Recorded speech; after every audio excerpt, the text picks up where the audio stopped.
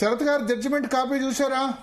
నేను చూడలేదు sir. Actually నాకు అంటే ఇవాళ ఐ వాజ్ వెరీ బిజీ, సాధ్యం కాలేదు ఆనెస్ట్లీ స్పీకింగ్. ఏముంటుంది సార్, ల్యాక్ ఆఫ్ ఎవిడెన్స్ అని అన్న తర్వాత ఇంకా దాంట్లో రాసేది ఏముంటుంది సార్? కొన్ని వందల జడ్జిమెంట్ పేపర్లలో టీవీలో ఇచ్చిన దాన్ని మనం ప్రామాణికంగా తీసుకోలేమన్నారు. అదే పేపర్లు టీవీలు పక్కన పెడితే ఆ ఎమ్మెల్యేలే అన్నారు. అందరూ అనలే కానీ ఒకళ్ళిద్దరు ఎమ్మెల్యేలు కాంగ్రెస్ లో అభివృద్ధి కోసం జాయిన్ అయినా అన్నారు. I tell you honestly, it's shame on democracy అండి. I mean to a party. Sir నా దగ్గర ఇది కాంగ్రెస్ పార్టీ విడుదల చేసిన దీన్ని న్యాయపత్ర అన్నారు సార్. పార్లమెంట్ ఎలక్షన్స్ అప్పుడు వాళ్ళు రిలీజ్ చేసినటువంటి మేనిఫెస్టో, ఇందులో టువర్డ్స్ డిఫెండింగ్ ది కాన్స్టిట్యూషన్ అనే దాంట్లో ఐటమ్ నెంబర్ 13 లో కాంగ్రెస్ పార్టీ దే ప్రామిస్డ్ ఏమని, ప్రజలకు ఏమని, we propose to amend the 10th schedule of the constitution and make defection leaving the original party on which the MLA or MP was elected, an automatical disqualification of the membership in the assembly or parliament. ఇంత పవిత్రంగా వాళ్ళ మేనిఫెస్టోలో చెప్పిన తర్వాత మళ్ళా రాహుల్ గాంధీ గారు దీన్ని ఈ న్యాయపత్ర అనేది it is prepared after due deliberations with thousands of people, with mingling of the people, with talking to people, and we have taken expert opinion on P. Chidambaram అని ఒక న్యాయ కోవిదుడు రాసినటువంటి ఈ న్యాయపత్రము. తర్వాత మన రాష్ట్రంలో కూడా మీకు తెలుసు శ్రీధర్ బాబు గారు మేనిఫెస్టో కమిటీ చైర్మన్ గా ఉండే. తర్వాత మన రాష్ట్ర మేనిఫెస్టోలో ఏం పెట్టలేదు, మన దగ్గర ఏం పెట్టలేదు. అంటే ఒకటి ఏంటంటే వీళ్ళు ఏమన్నారు, ఆనాడు ఉన్నటువంటి బీఆర్ఎస్ పరిపాలన అరాచకత్వ పరిపాలన, తెలంగాణ ఏర్పడినటువంటి మూల ఉద్దేశాలను ధ్వంసం చేసినారు, భ్రష్టు పట్టించినారు. మేము ప్రజాపాలన తీసుకొస్తాం, ప్రజలకి అనుకూలమైన ప్రవర్తన తీసుకొస్తాం అంటే ప్రజల యొక్క వాళ్ళే చక్కగా ఉంటే బాగానే ఉండు, వాళ్ళు చేయబట్టే కదా ఇది. ఇదో ఈ దరిద్ర కల్చర్ తీసుకొచ్చిందే కేసీఆర్. ఈ దరిద్ర కల్చర్, ఆయన ఎంత గొప్ప నేత అయినా నేను ఈ విషయంలో నేనైతే చాలా అన్సాటిస్ఫైడ్ గా ఉన్నా. మీరే కాదు, మనీ పాలిటిక్స్ తీసుకొచ్చారు ఈ పార్టీలు. సరే 2014లో అంటే నీ ప్రభుత్వాన్ని డీస్టెబిలైజ్ చేయడానికి ఒప్పుకున్నారు, ప్రజలు కూడా యాక్సెప్ట్ చేశారు. ఎందుకంటే రేవంత్ రెడ్డి ఓటుకు నోటు ఇవన్నీ ఇష్యూస్ వచ్చాయి. కానీ 2019లో ఏమైంది కేసీఆర్ గారు, మీకు 90 సీట్లు వచ్చిన తర్వాత కూడా మీరు ఇంకా ఆ 18 మందిని కూడా చేయాలనుకోవడం మీరు చేసిన చారిత్రక తప్పిదాల్లో ఒకటి. నిజంగా అంటే కేసీఆర్ గారు చేసిన ఏమంటారు వరస్ట్ డిసిజన్స్ లో ఒకటి 2019లో చేర్చుకోవడం. 2014లో చేర్చుకోవడానికి కూడా నేను సమర్థించగానే దానికి ఒక అవకాశం ఉంది. ఎందుకంటే చంద్రబాబు నాయుడు ఇక్కడ వచ్చి డీస్టెబిలైజ్ చేయడానికి ప్రయత్నిస్తున్నాడు అన్న ఉద్దేశంతో, కొంత ప్రభుత్వాన్ని అక్కడ ఊలగొడతారన్న ఉద్దేశంతో ఓకే. కానీ 2019లో 88 సీట్లు వచ్చాయి. ఒక ఇండిపెండెంట్ మీ దగ్గర గెలిచిన తర్వాత 90 మంది గెలిచిన తర్వాత కూడా మీరు ఇట్లా చేయడం అన్నది కేసీఆర్ చేసిన వన్ ఆఫ్ ది చారిత్రక తప్పిదాల్లో ఇది ఒకటి. అవలక్షణమైన వ్యవహారం దీన్ని. ఎందుకంటే వేరే వాళ్ళు ఇప్పుడు ప్రామాణికంగా తీసుకునేందుకు అవకాశం ఉంది. సరే సుప్రీంకోర్టు తొందరగా దాన్ని సెటిలైట్ చేసే ప్రయత్నం 3 నెలల టైం పెట్టింది కరెక్ట్. కానీ ఎస్ శరత్ గారు కంటిన్యూ. ఇప్పుడు విషయం ఏంటంటే సార్, యాక్చువల్లీ కేసీఆర్ పరిస్థితిని, కేసీఆర్ చేసిన నీచమైన రాజకీయాలను ఇష్టపడకనే కదా కేసీఆర్ ప్రభుత్వంలో ఉండే పొజిషన్ రిజైన్ చేసేసి బయటకు వచ్చి ప్రజాస్వామ్యాన్ని కొంత బలపరచాలా, ప్రతిపక్షాలకు మద్దతు ఇవ్వాలా. అసలు ఈ ప్రభుత్వం దుర్వినియోగమైంది, దుర్మార్గమైన ప్రభుత్వం, అవినీతికి పాల్పడ్డారు, కుటుంబ పాలన తీసుకొచ్చని ఇదంతా కాలుకు బల్పం కట్టుకొని తిరిగిన వాళ్ళం కదా సార్. ఏం ఆశించి ఆనాడు ప్రభుత్వం మార్పు కోసమని కృషి చేసినాం.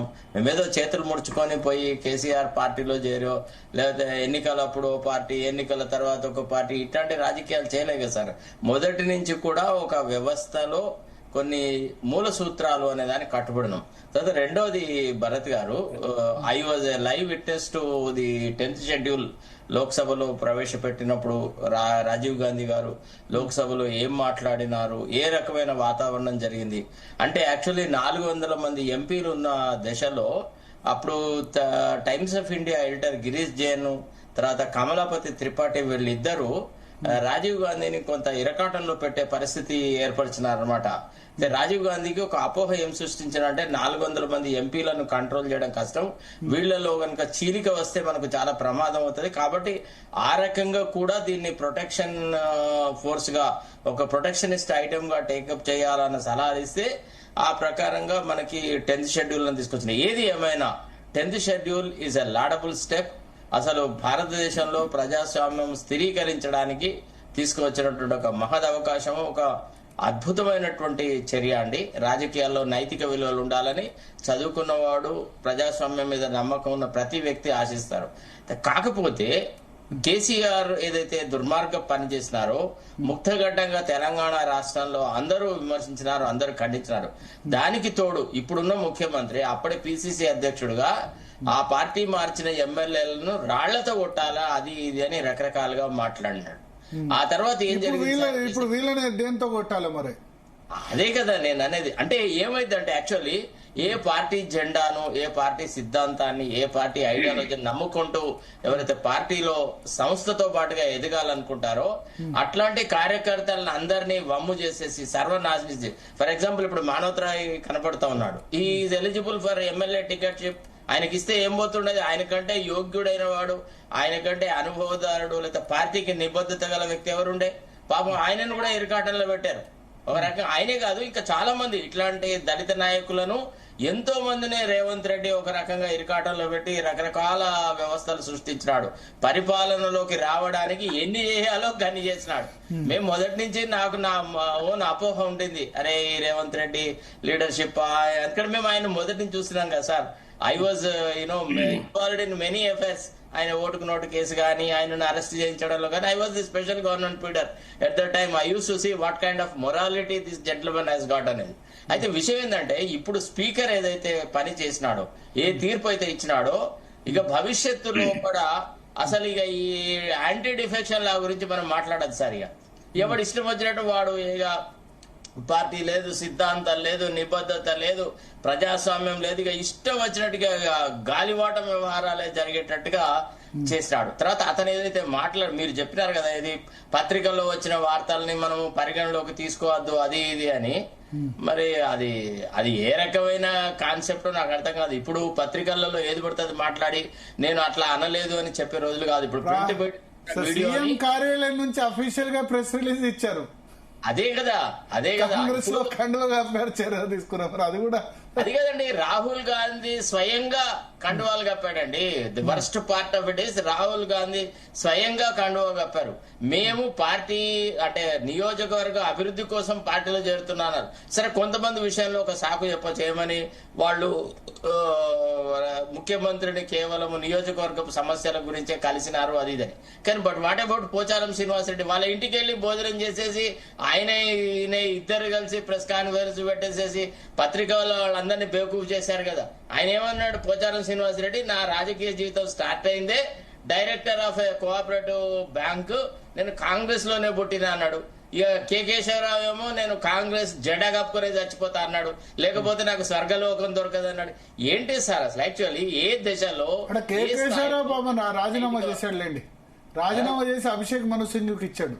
ఆయన బిడ్డకు రాజీనామా చేసి అభిషేక్, ఆయనకొక నీతి, ఆయన బిడ్డకు నీతి ఉంటుంది. అంటే మేయర్ కు లేదనుకుంటా, అనర్హత ఇది లేదనుకుంటా. అవసరం లేకున్నా సార్, నైతిక విలువలు. ఇప్పుడు రాజకీయాలలో నైతిక విలువలు అనేది ఉంటే ఒక పార్టీ సిద్ధాంతాన్ని నమ్ముకొని గట్టిగా కృషి చేసే కార్యకర్త వేరే పార్టీ వైపు చూడడు. అవసరం ఏముందండి? ఇప్పుడు ఒక మంచి బ్రహ్మాండమైన నేషనల్ పార్టీలో ఉన్న వ్యక్తి ఆఫ్టర్ ఆల్ రీజనల్ పార్టీలలోకి ఎందుకు పోవాలండి?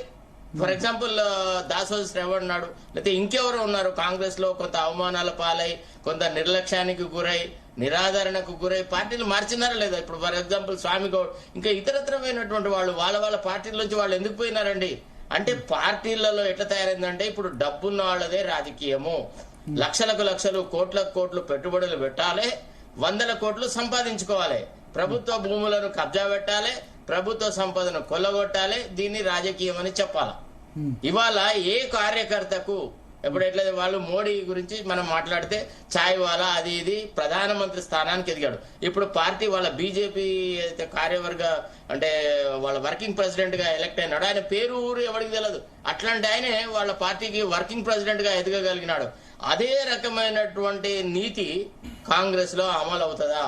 తండ్రులు, కొడుకులు, మనువలు, మునిమనువలు, ఇక ఎక్కడ సార్? ఒక నీచాతి నీచమైన రేవంత్ రెడ్డి సామాన్య వ్యక్తే కదా. రేవంత్ రెడ్డి సామాన్య వ్యక్తి, నల్లమల అడవుల్లోంచి ఆయన అంటాడు కదా, తొక్కుంటూ వచ్చినాడు. నిజమైన కార్యకర్తలను, పార్టీ ఐడియాలజీ వచ్చాడు కదా, పార్టీ సిద్ధాంతాలను అన్నిటి తొక్కినాడు.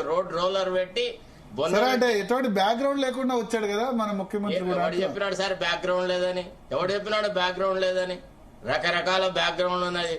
జైపాల్ రెడ్డి మద్దతు ఉండేది లాస్ట్ స్టేజెస్ లో. జైపాల్ రెడ్డి మద్దతు, జైపాల్ రెడ్డి ఆల్మోస్ట్ ఆ రాజకీయాలు బంద్ చేసిన తర్వాత ఆయన కాంగ్రెస్ లో జాయిన్ అయినాడు 2017. ఎంత 2017 నాటికి జైపాల్ రెడ్డి క్రియాశీల పాలిటిక్స్ లోంచి ఆల్మోస్ట్ విరమించారు. 1 year ఓడిపోయినాక దూరం పట్టినాడు అంతే.